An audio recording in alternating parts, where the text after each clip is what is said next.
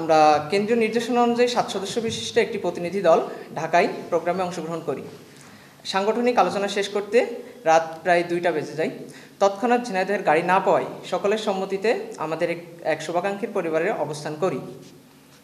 সেখানে আমরা 5 জন পুরুষ সদস্য এবং 2 জন নারী সদস্য অবস্থান করি।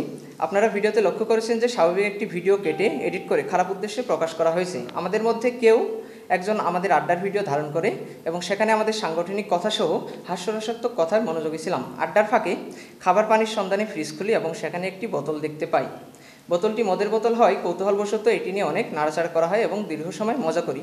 উল্লেখ্য, বৈষম্যবিরোধী ছাত্র আন্দোলনের এই 7 জনের কেউই মাদকাসক্ত না হয় বিষয়টি নিয়ে বেশ উৎসুক ছিলাম আমরা।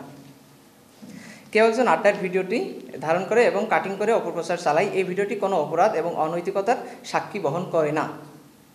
ভিডিওটি কাটিং, এডিট এবং বানোয়াট, কারণ সেখানে আমরা আমাদের আরও একজন নারী নেত্রী সহ মোট 7 জন অবস্থান করি। সেখানে 2 জনের অনৈতিক কিছু হওয়ার প্রশ্নই ওঠে না এবং অন্যের বাড়ির মদের বোতল নিয়ে মজা করে পান করার অধিকার আমাদের নাই।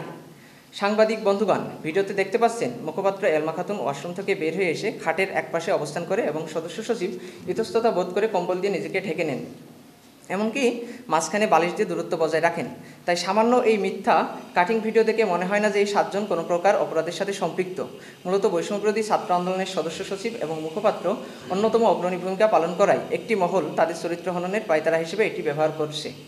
সম্মানিত সাংবাদিকবৃন্দ, দ্রুতই আহ্বায়কের স্বাক্ষরিত তদন্ত ফলাফল অফিসিয়াল পেজে আপলোড করা হবে এবং আইনি প্রক্রিয়া চলমান। আপনারা দ্রুতই জানতে পারবেন কে বা কারা কোন উদ্দেশ্যে এবং কতটুকু ভিডিও ধারণ করেছে, কারণ এই ভিডিও পূর্ণ প্রকাশ হয়নি, খণ্ড কেটে প্রচার করে অসৎ উদ্দেশ্য হাসিল করেছে। প্রিয় সাংবাদিক বন্ধুগণ, আপনারা স্বৈরাচার পতনের সময় আমাদের পাশে ছিলেন। আপনারা দেখেছেন রাজপথের সদস্য সাইদুর রহমান এবং মুখপাত্র এলমা খাতুন শক্ত ভূমিকা রেখেছিলেন এবং আগামী দিনেও তারা দেশ সংস্কারে গুরুত্বপূর্ণ ভূমিকা পালন করবে ইনশাল্লাহ।